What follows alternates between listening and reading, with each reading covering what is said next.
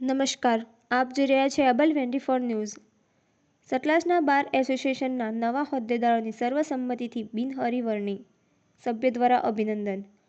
સતલાજના ખાતે આજે સતલાજના બાર એસોસિએશનની નવી કાર્યકારિણીની સર્વસંમતિથી બિનહરિવરણી કરવામાં આવી હતી।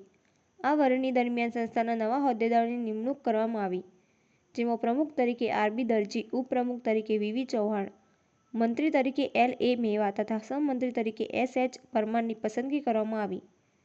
આ પ્રસંગે વરણીમાં યોજાયેલી બેઠકમાં તમામ હોદ્દેદારોને બાર એસોસિએશનના નવા સભ્યો દ્વારા હાર્દિક અભિનંદન પાઠવવામાં આવ્યા હતા।